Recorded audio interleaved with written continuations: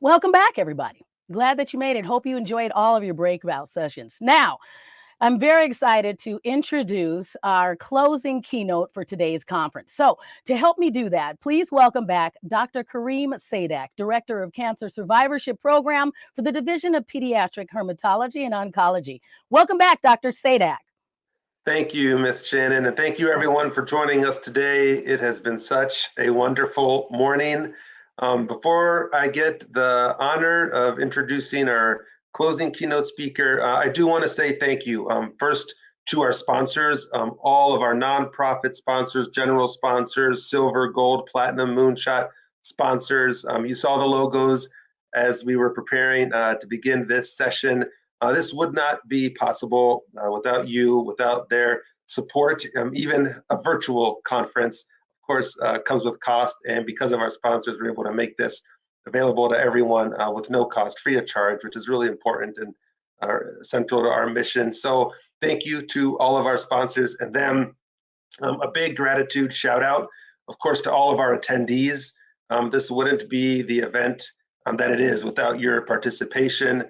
Without your great questions during the breakout sessions, your great comments through the chat storms of the breakout sessions, the opportunity for all of us to connect is what's really special about this event. And you guys are the reason that happened. So thank you for your participation. So as Dr. Blaze mentioned this morning, one of our goals is to hear the stories, the perspectives of cancer survivors and their journeys. And our closing speaker, Dr. Katie Klingberg, is not only a family medicine physician, but a survivor as well. Katie spoke last fall as part of our weekly virtual educational series, the Thrive series, and had rave reviews. It was so well received. She has been kind enough to agree to join us again today, where she will present on the 6 pillars of lifestyle medicine: nutrition, sleep, exercise, stress management, avoidance of risky substances, and mindfulness and social connectedness. So thank you, Katie, and I'll let you take it away. Thank you so much. All right.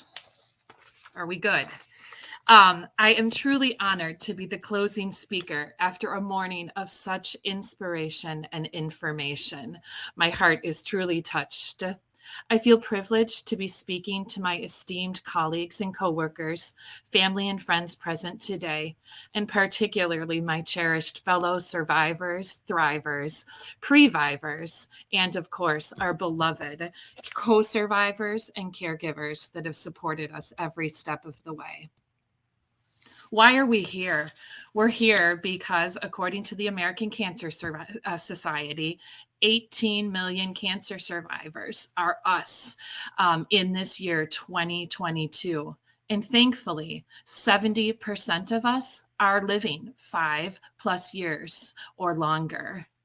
I went and did a little deep diving into the research of those stats and was shocked to learn that back in 1971, 2 years after I was born, the stats were only 3 million cancer survivors at that time. And what an incredible change we have made in over 50 years of survivorship and survivorship care. So, obviously, this has caused a lot of change, a lot of new terminology in the oncology and primary care realms of medicine. Survivorship is recommended as a distinct phase of the cancer care continuum. There are so many of us with such needs beyond just the active, immediate, acute-based treatment. We now, with the survival rates, we have other needs, as we heard this morning, talking about mental health, side effect treatments, relationship issues, how to remain positive and find our purpose and new normal after a cancer diagnosis. I found it interesting that 80% of cancer survivors still report unmet needs. I first was diagnosed in 2010. I was a young mom, or not a young mom, maybe an old mom at 41. I had just had my last baby. Our kids were just almost 6 and 8. And on my first screening mammogram at 41, I was a year late because I was still breastfeeding at 40. I didn't find a lump, they found a lump, and it was an ER/PR positive, HER2 negative lump. I ended up with a double mastectomy. I chose not to do reconstruction because I just felt truthfully overwhelmed and could not handle any more appointments to talk about reconstruction and filling appointments and all of that. And subsequently had an intermediate oncogene risk, so ended up doing chemotherapy as well for the 4 rounds of Taxol and Cytoxan. And then I started on tamoxifen and had a very rare complication following my IV chemo, and had a ischemic stroke or thromboembolic stroke on the tamoxifen that went to my memory center. I was very lucky not to have any residual. Fast forward 11 years later, I now have 2 teenagers and 1 college-aged daughter. And I finally went in for my first screening colonoscopy this past summer. I was afraid to do it. I should have done it earlier. I woke up to the GI doctor whispering in my ear, "We found a mass." And I thought, oh my goodness, and thought, oh, did you take it out? Rather flippantly. And he said, "No, it's 5 centimeters. It's smashed into your colon. This is going to have to come out surgically." And I was still in the fog of the anesthesia that they gave me, and just a little bit miffed. But after I cleared from that and met my husband outside because of COVID, he could not be present. I saw that look of fear in his eyes as we were going to navigate another cancer journey. Thankfully, 8 weeks later, I ended up with a colon resection. I had 14 inches of my colon removed. And the surgeon, not knowing, I had a 50-50 chance. I was lucky while I was recovering in the hospital to get that MyChart message dropped to me that it was precancerous and not cancerous. But again, it was a reminder of how much change we face, how much uncertainty, and how this journey of cancer is all around us and doesn't stop, as we've all know too well. So change is ahead. I'm excited about that. As a primary care doc, I get the wonderful beauty of relationships, of hearing people's stories. Sadly, I also get to diagnose cancers, and I am thrilled that we are identifying survivorship care. This was not part of my 2010 journey. It was early in the changes that we are talking about today.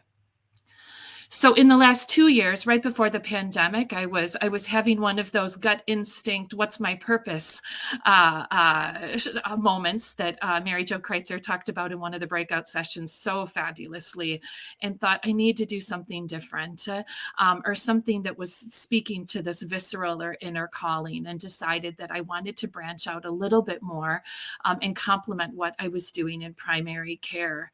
There are 2 arms of medicine that complement what I do every day. And these are lifestyle medicine and obesity medicine. And we heard a lot about obesity medicine, again, in a breakout session. But what's a little bit different, and what I feel passionate about as we talk about survivorship, is conventional care sometimes makes us feels very top heavy. You come and see me in the office. I tell you, oh, guess what? You have diabetes. Here's how you treat it. And it's largely me telling you what to do and giving you medicines most often. In lifestyle medicine, the goal is to treat the underlying cause when possible. It puts us as the patients, so I'll take off that physician hat and put on my patient hat. I felt out of control with cancer. Then the second time around, I thought, it's hitting me again. What is happening? It gives lifestyle medicine is a way, and it's complementary to primary care, complementary to oncology care, complementary to psychology. It helps us drive the change we need to achieve success. the physician or the medical team still acts as an expert and a supportive coach, but it gives us and helps us identify or take control of our cancer care and our chronic disease model care by focusing on these pillars that we will talk about during this talk.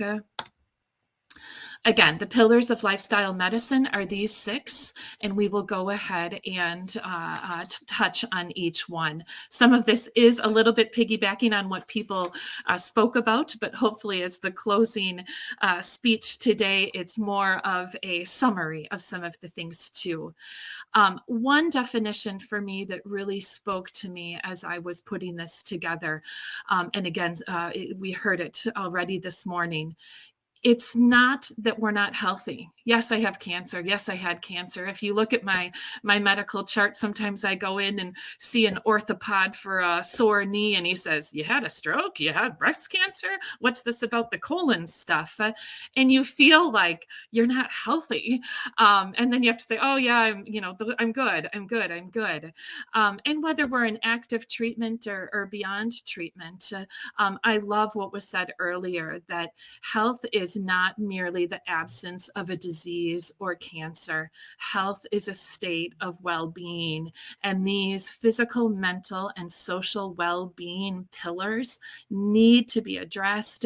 We need the support, we need the education, and we need relationship to help us manage these things, get our questions answered, and truly feel whole and achieve that well-being regardless of the cancer diagnosis on my chart or the chronic medical condition.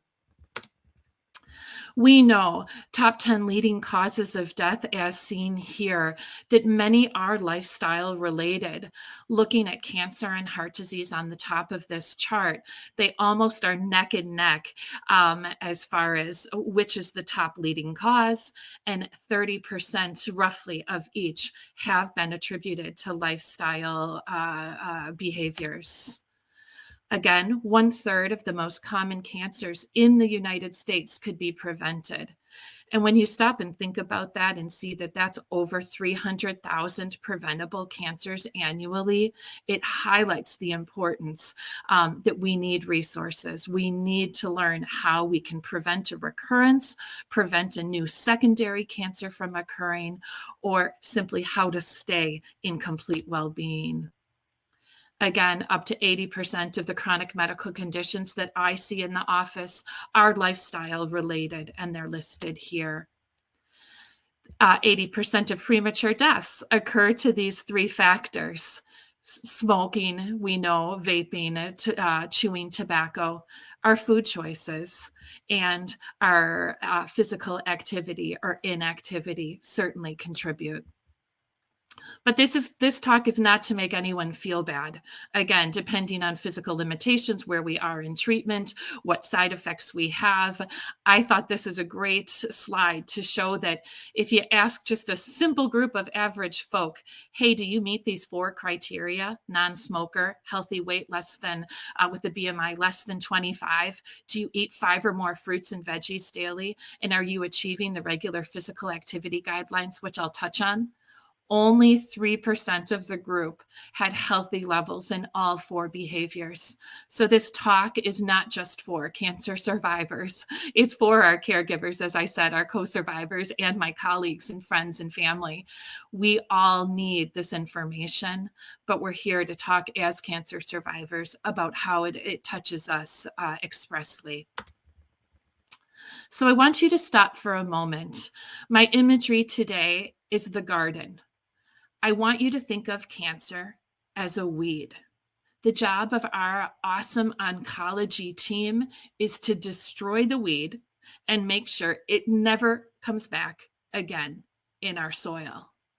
Survivorship care to me is really teaching how I, as a survivor, can tend to my garden, and that I can make the greatest, most beautiful, most rich black soil with a weed mat and weed killers to create an environment that cancer finds unsuitable to grow back in or grow again.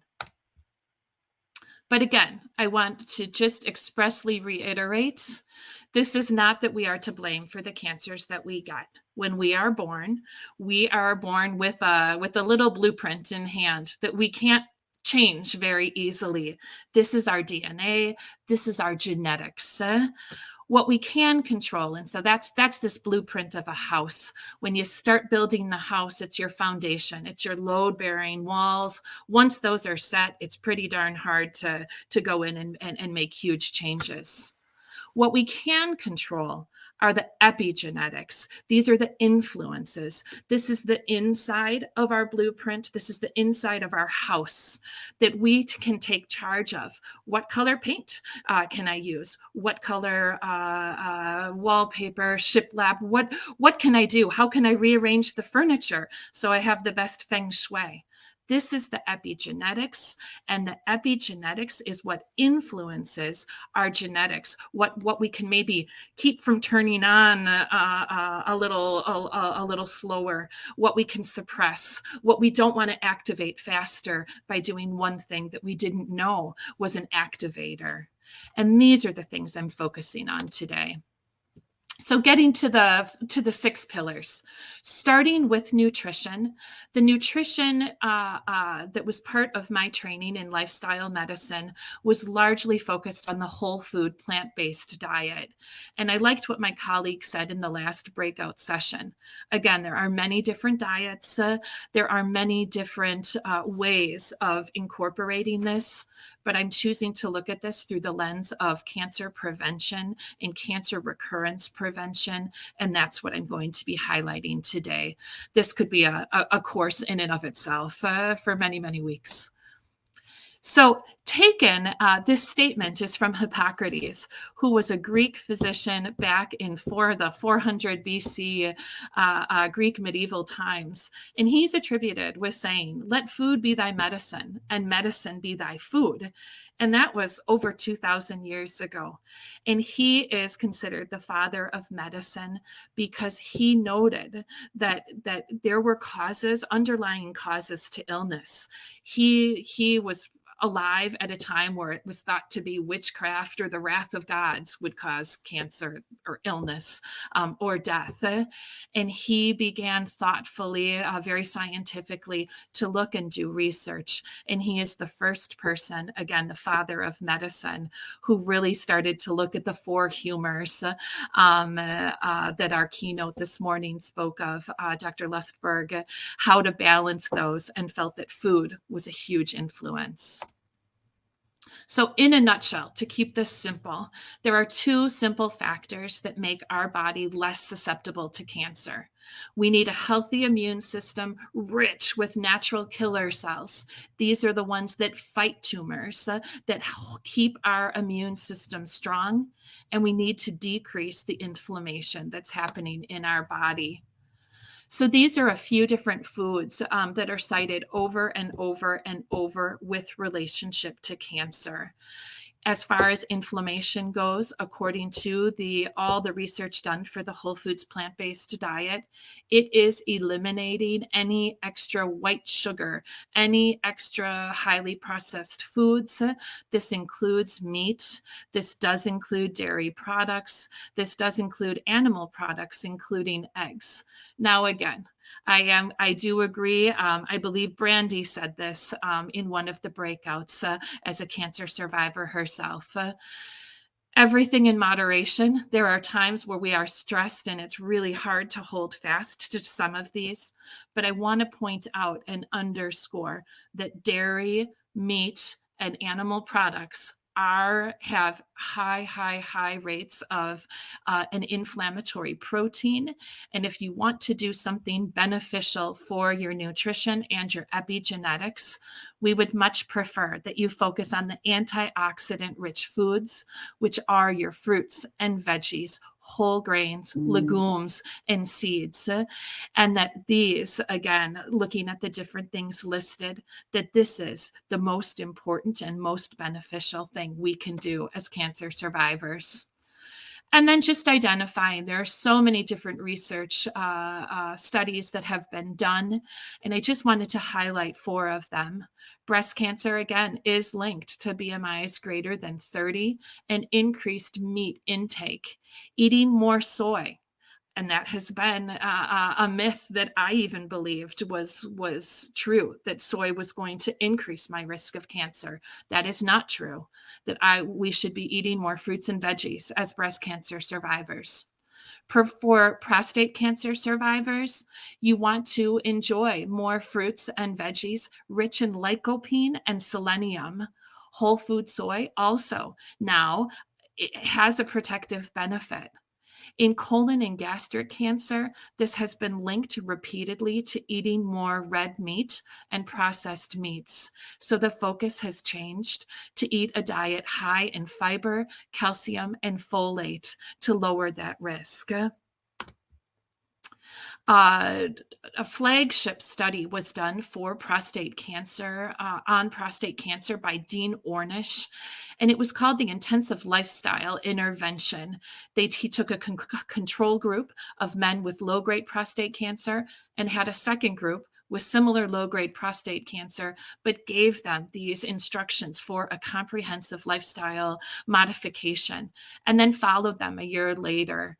And this again is a study that we keep going back to, and they continue to have studies that have piggybacked on this, showing that the men that really embraced these lifestyle changes had a significant decrease in their PSA level and a lower likelihood of needing standard treatment beyond. And then interestingly enough, there was a cell line that was measured that can help to stimulate or decrease prostate cancer cell growth. And the experimental group that did the lifestyle modification showed a decrease in the growth of this cell line by 8 times more than control patients. So again, just to highlight how intense changes in diet and lifestyle have been shown to beneficially affect the progression of, in this case, early prostate cancer. So to leave you with a nutrition prescription for today, eat a rainbow. 5 fruits and veggies daily if you can. Whole grains, legumes, nuts, and seeds is what your plate should be filled with in addition to the fruits and veggies. Try to limit and one day eliminate sugar, meat, and dairy. And this again is to decrease inflammation, boost your immunity, and always remember to hydrate. But I again want to acknowledge there are barriers. There are food deserts in our own first world country where we don't always have great access to fruits and veggies or good foods. The expense, I know it's a lot cheaper to feed a family of 5 at McDonald's than it is to get a meal or 2 worth of groceries at a Whole Foods. There also have been the cattle and dairy lobbyists that have not allowed some of this information to really become standard information. There's mixed messages. As I said, soy is a big one that repeatedly, I'm sure my colleagues can shake their head and say, yes, we answer that question all the time. Soy was thought to be or was somehow promoted as being dangerous for cancer survivors, when in fact it's been proven to be beneficial for prostate and breast cancer. And then there's limited training. I want to acknowledge I did not know what I did not know until I went into this additional training and board certification. This education is not typical for our medical school education or training. It's hard to get a dietitian appointment from primary care unless you have diabetes. When I was in the hospital with my colon resection, I asked if I could speak to a dietitian and was told that, those aren't covered for these sorts of things. So we know that, again, there are many problems to always be doing all the things we know that are correct and healthy for us. These are a few resources I just wanted to throw up on my screen. They are free apps. The Daily Dozen is by Dr. Greger, a huge lifestyle medicine and nutrition physician. And all it is a check mark of things. So you can say, yes, I've had my 5 fruits and veggies, if that's all you care to track. That's all it does. But he's got great information, some recipes on that. And then the Lose It and the MyFitnessPal are also 2 free apps that can help you understand how much protein, fat, carbohydrate, fiber are in the foods you're eating. And again, if you're a data person or like all of that information, these are great tools. Also, I wanted to highlight 3 great documentaries that are currently available and fairly recent. The Forks Over Knives is not as recent, but still remains, again, the flagship for lifestyle medicine with Dr. Esselstyn, a renowned cardiologist, and Dr. Campbell, who have done the China Project in the 80s, looking at why certain communities had such low rates of cancer. What the Health and the Game Changers, again, certainly give a lot more information and are very well done on these nutrition recommendations. Moving forward to the second pillar being physical activity. And I was allowed to use this awesome photo with permission from our own Dragon Divas. Physical activity, as we know, is a really important thing. But again, depending on where we are in our cancer journey and life circumstances, this is not always as easy to do, but it is important. Physical activity, as we've heard throughout the morning, is definitely linked to being something that can help us feel better during treatment, after treatment, and can lead to decreased risk of recurrence. In particular, the research has been done mainly around colon and breast cancers, and seeing that colon cancer has almost a 30%, as well as breast cancer, decreased risk of recurrence with physical activity. To me is really, really, really important to know. Increasing physical activity, and that's whatever it is. It does not have to be get out and run a marathon, is thought to decrease the probability of mortality, of death from breast cancer. These are the physical activity guidelines that are just national guidelines that haven't changed. They were first published in 2008. Their new guidelines were from 2018. And the long and the short of it is the recommendation is that we move, and ideally that we move 150 minutes collectively in a week. If we're doing moderate intensity activity, which would be something like walking, where you're getting your heart rate up a little bit, but not necessarily breaking a big sweat. 75 minutes if you're a vigorous exerciser, again, collectively in a week. But to highlight, there is no threshold that has to be achieved before benefits are noted. We know if I go for a 5-minute walk, my stress level comes down. I feel good that I just got outside or went to the gym, even if I really didn't want to be there. We know how important it is to improve mental health, depression, and anxiety, to burn off some of that worry in our bodies. And immediate results, again, are seen with a single episode of exercise. One really interesting study that I know, again, is changing the recommendations for those of you that might be in current active treatment for breast cancer. This was just done in 2021, and there's many studies showing this. We used to be told, rest, relax, you can sleep after chemo. We're exhausted. We talked about fatigue this morning and how real that is. And no matter how much rest we get, the fatigue doesn't go away. Now they're pushing get up, get moving before, during, and after chemo, and that they're actually seeing pretty incredible overall survival advantages. And the thing I want to highlight is lower volumes of regular activity have the same exact survival advantage as someone who feels they need to meet and exceed the guidelines. So again, everything matters, and simple movement, simply getting up and trying to walk, even if it's a block in the midst of your deepest, darkest, most fatigued days, how important that is. So again, now my physical activity prescription for you. The goal, 150 minutes or 75, depending on your preference, knowing that any amount makes a difference. So get moving. Modify this activity to your ability, where you are, what stage you are in treatment of life. If you have little kids, older kids, no kids, dogs. And if you have a side effect or a treatment side effect, or an injury or lymphedema, for example, that's prohibiting you from doing something, ask to work with one of our physical therapists, occupational therapists, our sports medicine team.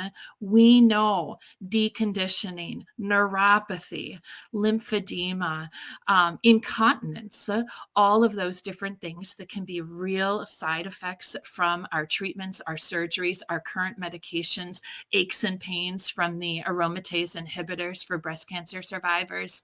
These impact our physical activity abilities, but to always think about what we can be doing to continue to be moving. Now, moving forward, sleep. As we heard again this morning, that fatigue is real, and no matter how much sleep we get, sometimes that it really doesn't treat that fatigue during active treatment for many of us. But sleep has so much benefit to how we feel, and especially our emotional health. These sleep stats show that a third of our life is spent sleeping. But poor sleep, we know, poor sleep ruins my day, my following day, and then it accumulates until I finally can get some rest. Sleep health as it relates to cancer. Again, these are studies that are being still done in real time. We don't know everything yet about how it impacts cancer. But it has been shown that melatonin, the hormone that is involved in our circadian regulation and how easily we fall asleep, is important to inhibit cancer development and growth and helps to keep our immune function strong. If our melatonin is dysregulated, causing sleep disruption, short sleep cycles, it has been shown higher incidences of breast cancer, endometrial cancer, prostate cancer, colorectal, and acute myeloid leukemia. It has been shown that night shift workers who don't get as much light during the day are only exposed to light at night have sleep disruption and increased risk of developing a number of types of cancer. And again, a shortened duration of sleep at night has been proven in smaller studies to have a higher risk of breast cancer. Sleep is important. So my sleep prescription. One of the biggest things I just want to highlight that was newer to me in my new knowledge that I gained these past couple of years was how important, again, this daytime exposure to sunlight really is. And I think Dr. Lusberg talked about that this morning. If you're having a hard time sleeping, we don't have great medicine to help you with that. We have medicine, but nothing that's the magic pill, as she said so wisely. What's recommended is to try to get late afternoon or early evening sunlight, that influences our melatonin and all of the hormonal regulations in our neurochemistry to really help re-regulate and get us on an improved sleep cycle. And how important, if you can incorporate that with even a simple walk, that does and has been proven to make a big difference. And then again, to highlight how important the foods we drink and eat leading up to bedtime can really impact the necessity of our core at night needs to cool, and our extremities, being our hands and feet, need to warm up. So if your feet are freezing cold before you go to bed, put some socks on so you can help your core get that heat down there a little bit faster to fall asleep and stay asleep. Or if you're a snacker and like potato chips and a drink before you go to bed, that salt, that alcohol is preventing your core from cooling and your peripheries from warming up. It has the reverse effect. And that's why sleep can be so impacted from different foods and drink. And again, minimize stress.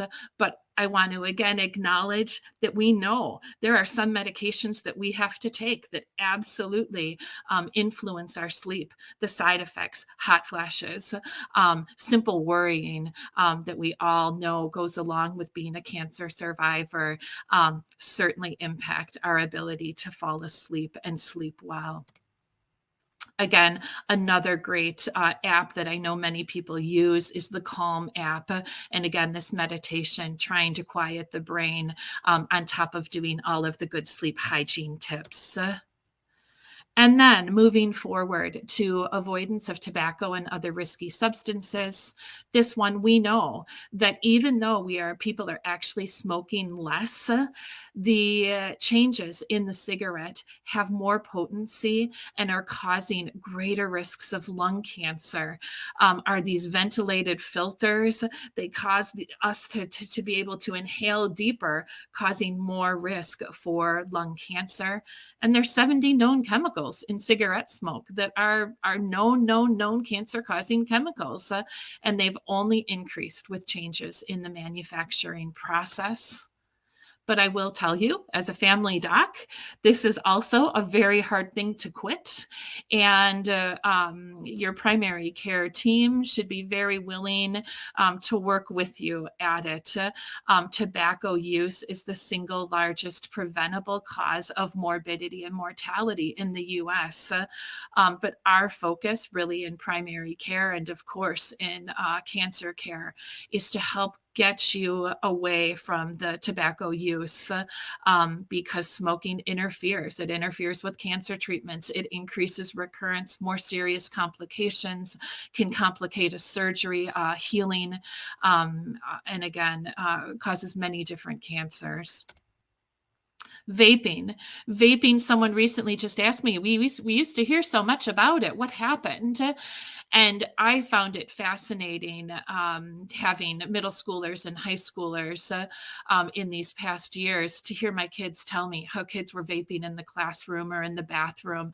And it was easy to do because they were cutely designed pens and cartridges that were easily, like a magic trick, held in the palm of the hands, and the teachers wouldn't notice because it's a quick puff. I don't quite understand all of that. I have not actually seen the actual apparatus, and thankfully my kids steered clear from that. But finally, it became such a public health crisis because it was our middle schoolers and high schoolers that were finding it cool to use. So much so that right before December of 2019, when they finally decided to regulate and change our laws to make it illegal for under 21 to buy and consume any vaping products. Just prior to that, that one stat showed that 1 out of 4 11th graders were vaping. And this was late 2018, early 2019. And we know, we don't know enough, but we know that the e-cig smoke is not simply water vapor. And there's a huge cocktail of chemicals that we just suspect or know, truthfully, that these are cancer-causing agents. So it was awesome to see that we were able to change some things to protect our youth. This was supposed to help tobacco users sort of taper off their cigarettes, and instead it became a gateway drug, exposing our youth for future addiction issues. The most important takeaway is if you are needing to think about quitting, if you are a smoker, just know counseling and medication combined is more effective than trying to do either alone. And again, you should be very loudly supported by your healthcare team. And I want to emphasize how important it is. I don't care if you fall off the wagon a million times, keep trying. This is something we really really, really, really want to partner with people that struggle with tobacco use. And then alcohol and cancer risk. We heard a little bit about how this also impacts cancer risk. The reason is alcohol has been known to impair that genetic, the DNA reparation that needs to occur to decreased promotion of cancer genes. Chronic alcohol consumption, of course, can lead to cirrhosis of the liver. For breast cancer survivors, it's important to know that it can dysregulate hormones and it changes the way the body then metabolizes estrogen, increasing the level of estrogen in breast cancer. And again, alcohol on top of tobacco use can increase the risk of head and neck cancers in smokers. Another really interesting study, just again from July of 2021, showed that increased risk is evident even among light to moderate drinkers. And that's up to 1 to 2 drinks a day, who represent 1 in 7 of all new cancers. So this is not always talked about. It's not always enforced. And again, some of these vices, everything in moderation, but just wanted to provide the information on that and the correct information that you don't have to have 6 drinks a night to increase your risk of cancer, and that even 1 to 2 consistently on a regular basis is increasing risk. So for healthy habits, quit smoking, quit vaping, try to limit the alcohol intake, and really ask for help. This is something that is bread and butter to what I do as a physician. And we know it takes multiple times. We're human too. We have our vices. And this is just, again, to promote healthy habits and lifestyle. Moving now on to really more one of my most favorite topics, because this is what we heard about. I went to a few of the breakout sessions this morning, and just hearing people talk about not being able to know how to advocate for themselves or realize how much their mental health was going to be impacted by this cancer diagnosis and journey reminded me of my own journey. I think my head was down initially with little kids, and I just sort of got into survival mode. But now as I get older and my kids need me in different ways, I have started to reflect more with my husband and my close family and friends, how much I did change and how much I ignored this part. And largely because of my job, where I take care of everyone else's stressors on top of trying to manage my own. And I continued to work against the better advice of my oncologist through chemotherapy. Shortly right after I had my stroke, I needed to keep things normal for my family. And I didn't do that with this colon surgery. I actually took 6 full weeks off. And that was really a valuable time that, 11 years later, the more mature version of me really realizes and wanted to emphasize this next segment as being something that we, for our survivorship care, really need help and really need resources around this. So again, we know this. I'm preaching to my choir. 70% of office visits are related to stress and lifestyle, and that's just for the non-cancer person. Why are we stressed as cancer survivors? And this, to me, is one of the most important things that I, again, want to reiterate, want to piggyback on what Brandy and Miranda and Lewis said today in their breakout. We have so many different needs, and we have so many different stressors, and it really depends. What age are we when we are diagnosed? What type of cancer do we have? Some lesser known or less popular cancers have less support and resource, less support groups around them. There's also different effects of treatment on each of us, depending on our age and our circumstances. we all fear that it's going to recur. I can't tell you, not a day goes by. It doesn't rule my life. But when I think, oh, I have a headache and I've never ever had a headache in the last 10 years, could this be a metastasis to my brain? What is it? There's a yin yang, and we've heard this again by Mary Jo Kreitzer in one of the breakouts, that she so beautifully said, we're trying to accept our new normal. We're trying to find purpose. We want to be appreciative. We're happy that our treatment's over, but shoot, we're scared. And then we're left like, well, who's in charge of me now? I was so happy to be done with my treatment, but then the little stroke event sort of threw me for a loop. Then I really didn't want to follow up, and then I didn't even have my own primary care physician, I will tell you. And that guilt about surviving. Again, the nature of my job, have patients, have loved ones. When they get a recurrence, I think, when is it my turn? Like why did this happen? Why am I here? And there's just a yin yang of emotions that we go through. And that's not to mention, the physical, the psychological, the mental health, the sexuality, the fertility problems, the identity problems. For me, not having reconstruction, there are days where I feel sorry for myself. If thankfully I don't have to go to very many formal events, so I don't have to put on a lot of dresses. But when I do, or where there are special events for my family, I think, oh gosh, I've got to pull out that prosthetic bra. I don't like it. I don't like how it feels. I don't feel feminine. And that has played with my emotions most definitely at different times.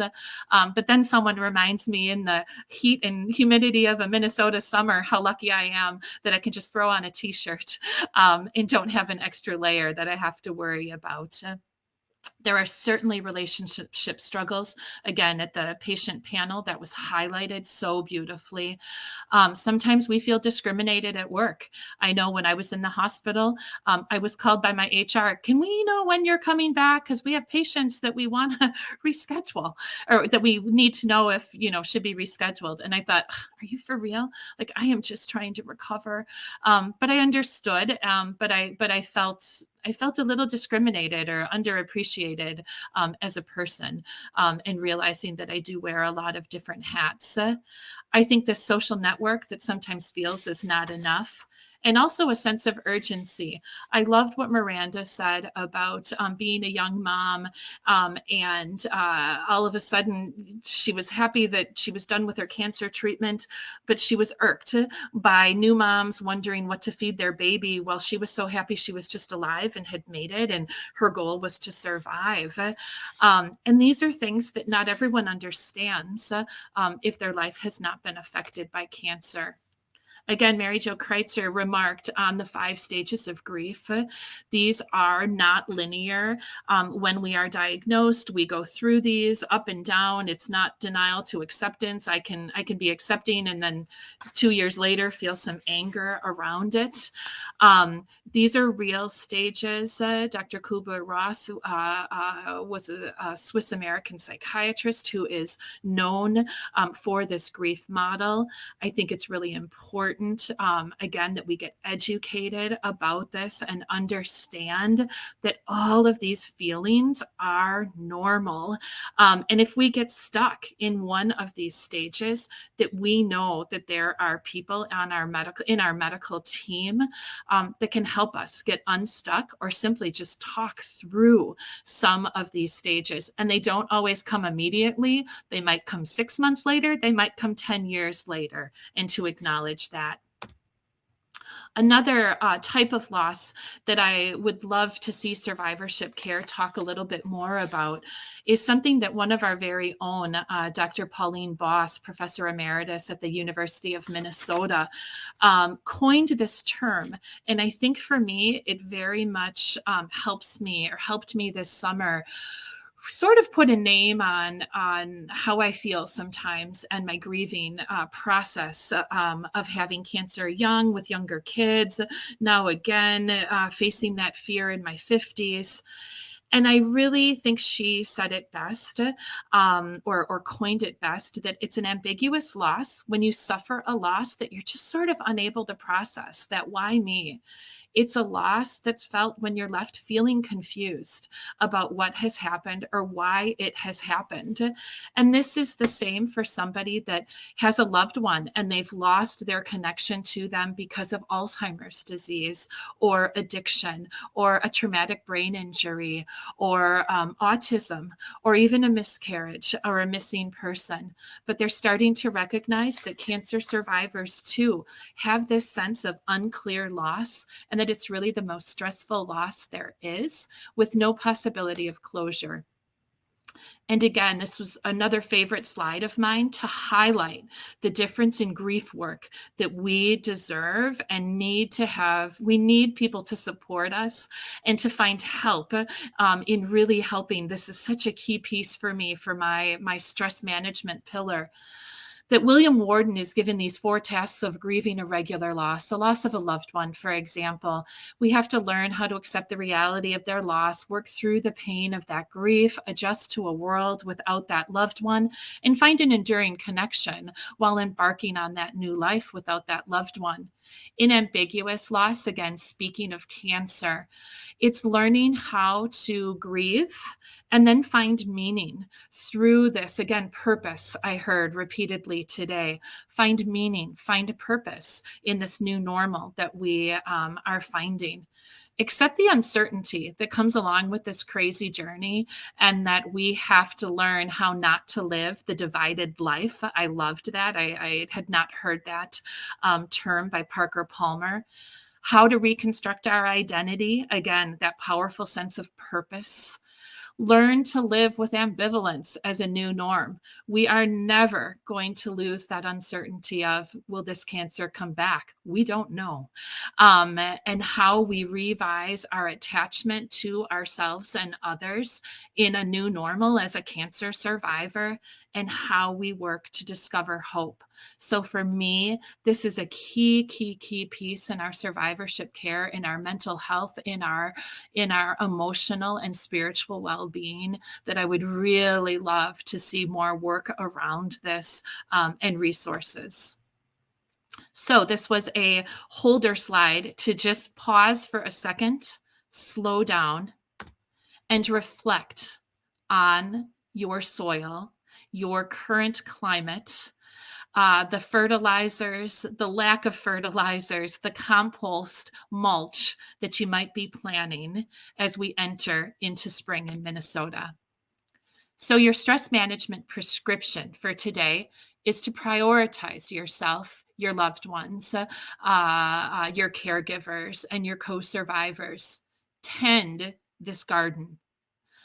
Redefine your goals. It's okay with your new normal to say, you know what? I'm pulling out those bushes over there that just don't suit me any longer, and I'm planting this new plant or tree. Do the work. This is one of the hardest things.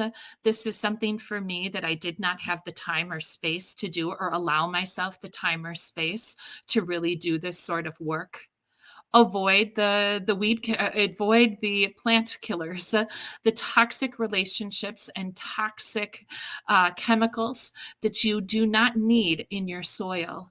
Another Minnesotan who I love is Dr. Verna Price, who wrote The Power of People, and talks about people who are accelerators, whose energy adds or multiplies our own energy. And avoid those people who subtract your energy, divide your energy. This is key. Find your positive supports, and then ask for help, as I said. Another great app that's out there just to track mood.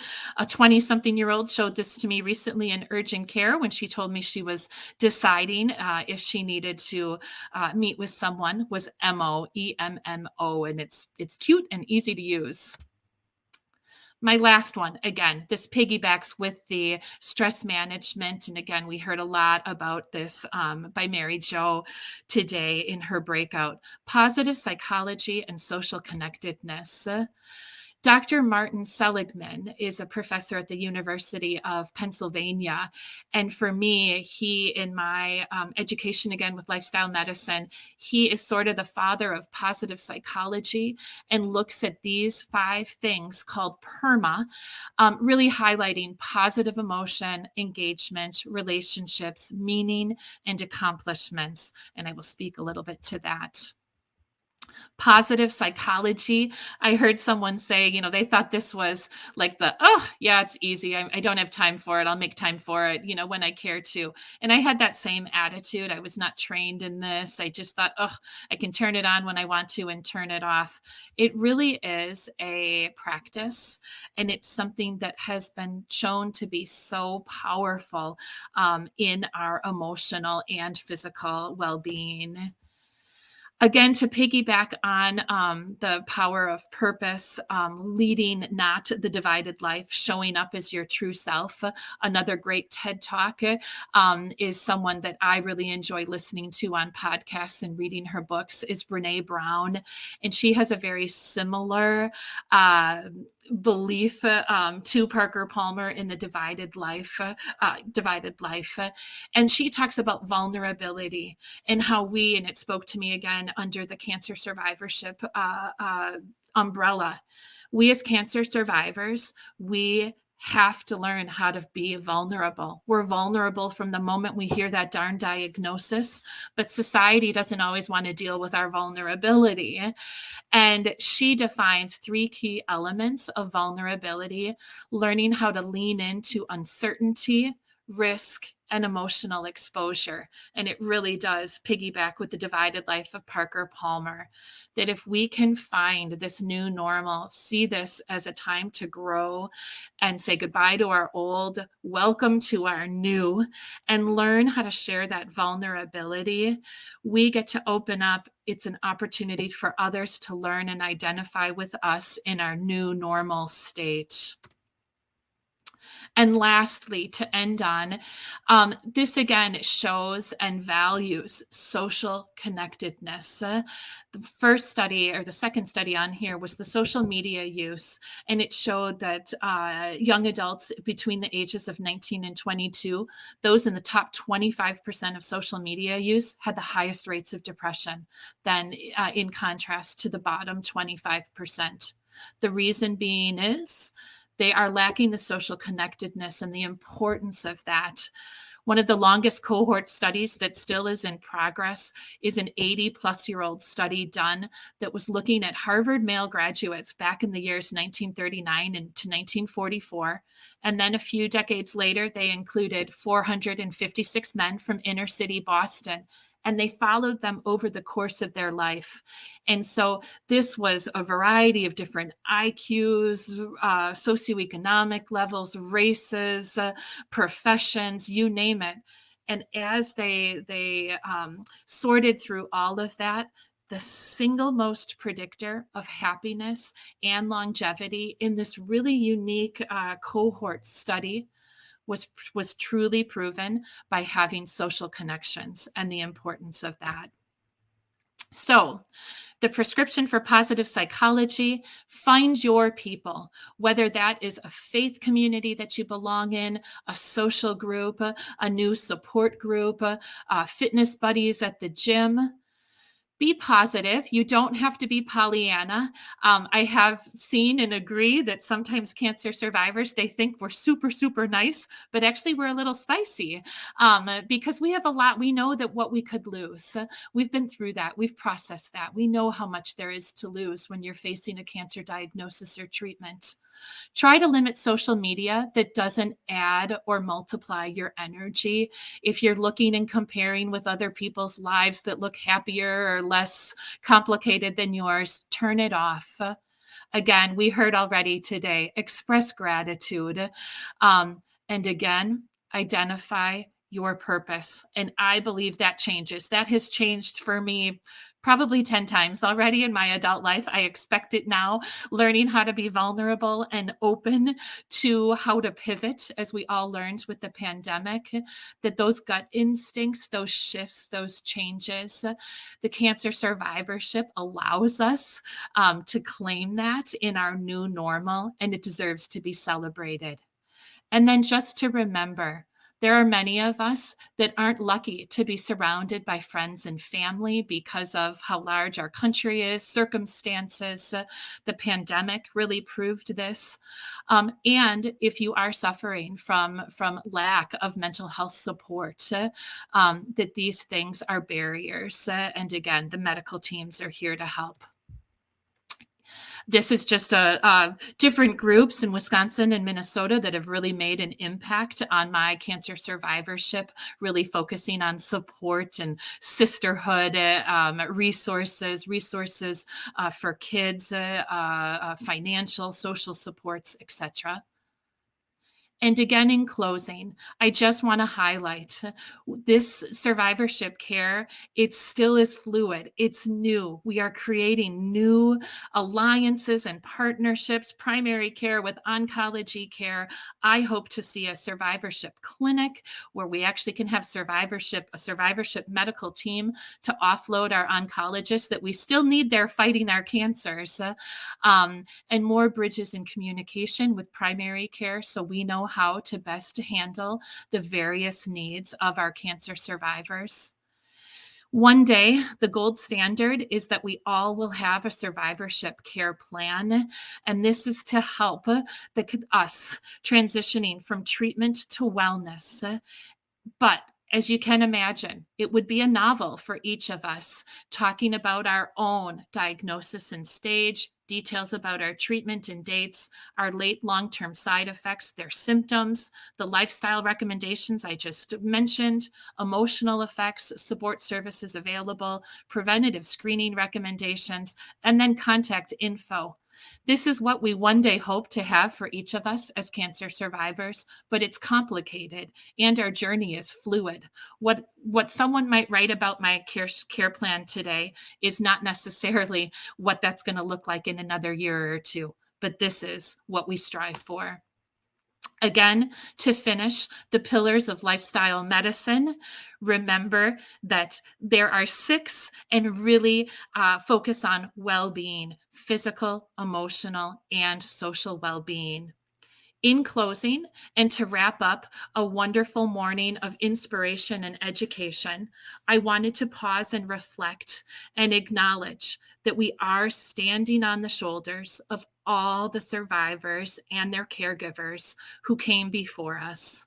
It is their spirit and struggles and advocacy that have helped to improve our cancer journey and care. I also wanted to have a special shout out to all of our medical teams that hold us in our hearts. They are the ones pushing these changes. They are acknowledging these changes. They're hearing us, and they are creating awesome conferences and resources and new ways of care to affect our survivorship. Cancer is never a welcome word. My own 82-year-old, otherwise healthy mom still whispers it when she says it in our family, and to me, it makes me giggle a little bit. As I look at my own fledgling garden outside today, with renewed focus and intention this spring, I wish to end with a quote that another cancer survivor and dear friend recently shared with me this fall. It reminds me that our scars and stress and fears and side effects from cancer can and need to be reframed as our beauty marks and have helped to shape us to get to this new normal, that this is special and deserves to be honored and celebrated.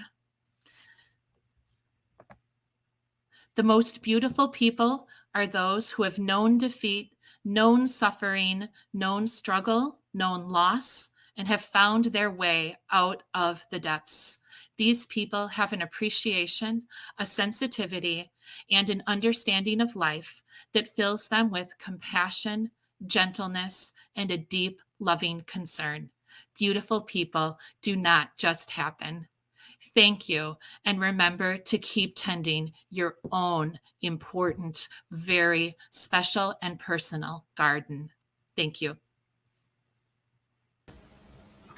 Wow. Thank you, Dr. Klingberg. I was amazed with that session. And while you were talking, I was pulling up your Thrive series recording so that I can watch later. I encourage everybody to do that. You should also save the date for the fall series happening Tuesdays, October 11th through November 15th. Well, we've had a jam-packed day with tons of content, a multitude of stories, and so many chances to share experiences. I believe that even though we were still virtual, we really did have the opportunity to continue to build our community today. So that's all for now, everyone. Thank you for being here and have a great weekend. We'll see you again very soon.